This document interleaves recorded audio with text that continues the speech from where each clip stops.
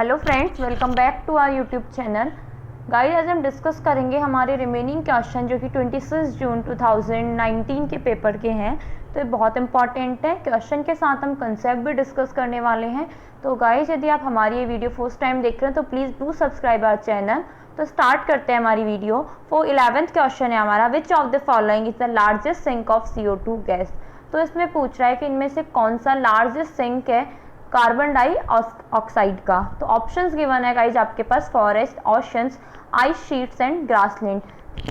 Largest sink का meaning यहाँ पे है कि जो सबसे ज़्यादा CO2 ऑब्जर्व करता है, ठीक है, जो अपने अंदर समाहित करता है, एक तरीके से बोले तो इसका एक बार डिस्क्रिप्शन देखते हैं क्या लिखा हुआ है कि presently oceans are CO2 sinks, कि प्रेजेंटली ओशन सबसे ज़्यादा CO2 सिंक करते हैं and represent the largest active carbon sink on earth, absorbing more than a quarter of the carbon dioxide that humans put into the air। तो जो भी मानव या फिर हम ह्यूमंस जो भी कार्बन डाइऑक्साइड पुट करते हैं हमारे एनवायरनमेंट के अंदर या फिर छोड़ते हैं, तो उनमें से भी 25% या एक क्वार्टर से भी ज़्यादा, एक चौथाई हिस्से से भी ज़्यादा जो सिंक है, मतलब जो एब्जॉर्ब कौन करता है उस कार्बन डाइऑक्साइड को, हमारे ओशंस इसको एब्जॉर्ब करते हैं।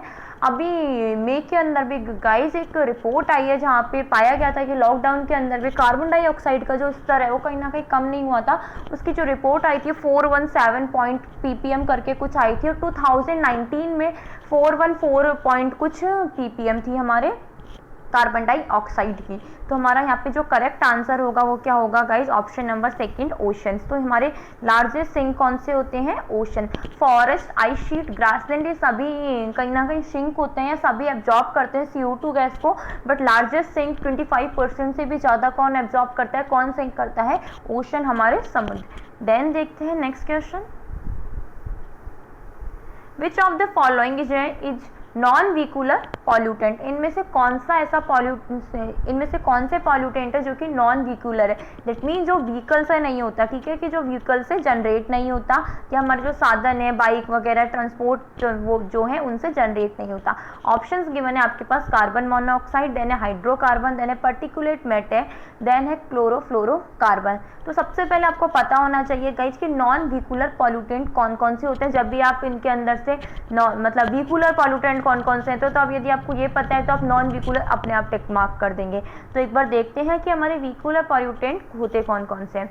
The major following are the major pollutants from motor vehicles. तो particulate matter, one type of particulate matter is the soot seen in vehicle exhaust, volatile organic compound, nitrogen oxide, carbon monoxide, sulphur dioxide और greenhouse gases. ये सब क्या है, हमारे motor pollutant का है या व्हीकुलर पॉल्यूटेंट का है। तो इनमें से हमने देखा सभी ऑप्शन किसके अंदर आ रहे हैं, सभी किसके हैं, व्हीकुलर पॉल्यूटेंट है। कौन कौन से हैं व्हीकुलर, कार्बन डाइऑक्साइड व्हीकुलर है, हाइड्रोकार्बन एंड पर्टिकुलेट मैटर, ये तीनों क्या है, व्हीकुलर पॉल्यूटेंट है। जबकि हमारा जो क्लोरोफ्लोरोकार्बन ये क्या है, नॉन व्हीकुलर पॉल्यूटेंट है, जो कि हमारे AC या हमारे रेफ्रिजरेटर्स और इन सब में से जो भी गैस निकलती है वो क्या है, नॉन व्हीकुलर पॉल्यूटेंट, जो कि क्या है, क्लोरोफ्लोरोकार्बन। तो इसका करेक्ट ऑप्शन क्या होगा, ऑप्शन नंबर 4, क्लोरोफ्लोरोकार्बन। देन देखते हैं next question, Which of the following devices enables a computer to transmit data over telephone lines। तो इनमें से पूछ रहा है कि इनमें से कौन सा डिवाइस एनेबल करता है या उपलब्ध करवाता है कंप्यूटर का डाटा ट्रांसमिट करने में टेलीफोन लाइंस के थ्रू, ठीक है। ऑप्शन है आपके पास CPU, hub, switch and modem. तो CPU तो गाइस आप सब जानते हैं हमारे कंप्यूटर के अंदर मेन पार्ट्स में होता है, हब और स्विच भी इसका आंसर नहीं होंगे। तो मॉडेम आप सब जानते हैं, जियो ने भी अपने सबको पता होगा कि जियो ने भी अपना मॉडेम लॉन्च कर रखा है, हर कंपनी के बहुत सारे मॉडेम आते हैं। तो मॉडेम क्या करता है गाइज, मॉडेम क्या करता है, हमारे जो भी डाटा होते हैं, ठीक है, आप फोन के अंदर से जो भी है कंप्यूटर का जो डाटा ट्रांसमिट करता है आपके टेलीफोन लाइन्स के थ्रू। आप यदि अमेजन या फिर गूगल पर डाल के देख लेंगे मॉडेम के, तो बहुत सारी कंपनी के अलग अलग रेंज पे 2000 जैसे जियो का 2000 समथिंग का आता है, तो उसे क्या बोलते हैं, मॉडेम बोलते हैं। या फिर जो नेट भी हमारे एक इंटरनेट की फैसिलिटी भी हमें क्या करते हैं, प्रोवाइड करते हैं, तो एक तरीके से क्या है, मॉडेम बोलते हैं उन्हें, कि वो क्या करते हैं, कंप्यूटर के जो भी डाटा है या फिर जो वो टेलीफोन लाइंस के थ्रू ट्रांसमिट करते हैं। तो इसका आंसर क्या हो जाएगा, ऑप्शन नंबर 4। देन देखते हैं next question, the scheme of उन्नत भारत अभियान एम्स टू, उन्नत भारत अभियान का एम क्या है? तो उन्नत भारत अभियान जो स्कीम है हमारी वो लॉन्च की गई थी 2019 में। तो ये इंपॉर्टेंट है आपके लिए जानना, बिकॉज गाइस अब जैसे कि आने वाले एग्जाम में हम कह सकते हैं कि उन्नत भारत अभियान नहीं पूछा जाएगा, क्योंकि कहीं ना कहीं ये जो क्वेश्चन है वो करंट से लेके होते हैं। आपकी बार जैसे कि क्वेश्चन है वो पूछा जा सकता है युक्ति क्या है, EPM विद्या जो लॉन्च किया गया है, प्रज्ञाता की वीडियो हमने ऑलरेडी बना रखी है, युक्ति की बना रखी है, या मनोदर्पण, जो भी रिसेंट में जो पोर्टल्स लॉन्च किए जाते हैं हायर एजुकेशन के, उनसे तो गाइज आप प्लीज़ कनेक्ट रहिएगा, क्योंकि मुश्किल से 8-10 पोर्टल्स होते हैं जो लॉन्च किए जाते हैं, और उन्हीं में से कंफर्म है कि 2 क्वेश्चन कंफर्म आएंगे। जैसे कि 2019 के अंदर स्वयं का उन्नत भारत अभियान का स्वयं का क्वेश्चन ये हर जगह आया है, ठीक है, हर अटेम्प्ट में हर सेट के अंदर ये क्वेश्चन है। तो उसी हिसाब से ये है कि इस बार जो भी पोर्टल्स लॉन्च हुए तो उनकी वीडियोज के साथ आप कनेक्ट रखी रहिएगा, या गूगल करके आप उनको सर्च आउट करके अपने जो भी इंपॉर्टेंट इन्फॉर्मेशन, ज़्यादा डीप में जाने की जरूरत नहीं है, लेकिन उनके जो बेसिक ऑब्जेक्टिव क्या है, उनके जो फुल फॉर्म, एक्रोनिम और ये सब उनको याद कर लीजिएगा। तो ये पूछ रहा है कि स्कीम उन्नत भारत अभियान उसका एम क्या था। फर्स्ट है increase strength of students in colleges in India, second है link higher educational institution in the country at least 5 villages, then है increase quality in higher education, then है increase number of colleges in India. तो यहाँ पे क्या है, इसका हमें इस एम बताना है। सबसे पहले हम जानते हैं कि उन्नत भारत अभियान है क्या, और इसके बारे में थोड़ी डिटेल जानते हैं, फिर हम वापस क्वेश्चन पे मूव करेंगे। तो उन्नत भारत अभियान किसने लॉन्च किया था? MHRD ने लॉन्च किया था, ministry of human resource development ने, जिसने हाल ही में प्रज्ञाता, मनोदर्पण भी लॉन्च किए।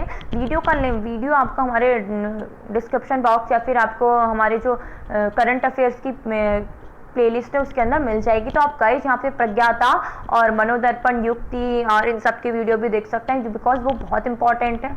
आने वाला जब भी नेट का एग्जाम होगा वो कंफर्म पूछे जाने हैं वहाँ से टॉपिक्स। तो देखते हैं, it aims to link the higher educational institute at least with a set of 5 villages. तो ये किसके लिए किया गया है, इसका एम क्या है? बेसिकली एम है इसका हायर एजुकेशन इंस्टीट्यूशन का एटलीस्ट क्या कर सके, लिंक कर सके हायर एजुकेशन इंस्टीट्यूशन को एटलीस्ट 5 विलेजेस से, so that these institution can contribute to the economic social betterment of these villages communities using their knowledge base to engage the faculty and student higher educational institution is in identifying development issues in rural areas and finding sustainable solution for the same।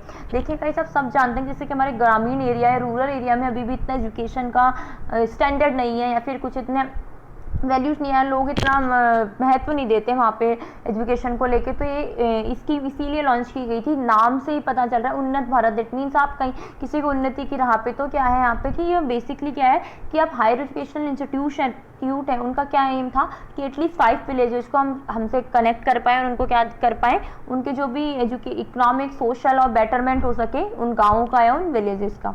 Then है यहाँ पे तो उन कुछ identify करे गए, कुछ select किए गए कुछ गांवों को एग्जिस्टिंग इनोवेशन टेक्नोलॉजी के थ्रू, कस्टमाइजेशन के थ्रू, और हायर एजुकेशन इंस्टीट्यूशन से उसने भी क्या किया था, इसके अंदर कंट्रीब्यूट किया था गवर्नमेंट के साथ। दैट तो हमारा आंसर क्या हो जाएगा इसका guys, option number second, link higher educational institutions in the country at least 5 villages. Then देखते हैं हम next question, which of the following diseases are due to polluted water.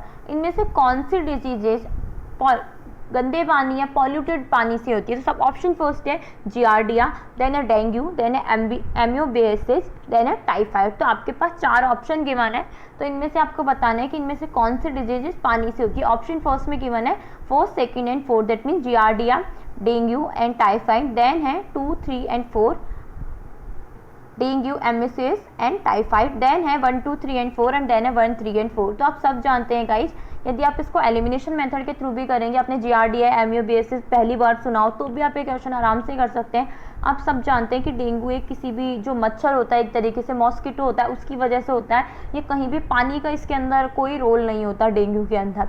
तो भी आप यदि इस ऑप्शन को करेंगे तो एलिमिनेशन मेथड के थ्रू भी आपका आंसर आ जाएगा गाइस। यहाँ पे क्या आ जाएगा 1, 3 एंड 4। और अदरवाइज यहाँ पे हम सभी जानते हैं कि जियार्डिया, एमियोसिस एंड टाइफाइड ये किसके द्वारा होते हैं, खराब पानी के या गंदा पानी पीने या उनका सेवन या जो भी आपके इश्यूज है उनकी वजह से होते हैं। और जबकि डेंगू किसकी वजह से होता है, मॉस्किटो काट जाता है या फिर आप किसी ऐसे एनवायरनमेंट में जाते हैं जहाँ बहुत सारे मॉस्किटो आपको, तो उसकी वजह से और ये सब होता है डेंगू। तो डेंगू का पॉल्यूटेड वाटर से कोई लिंक नहीं है।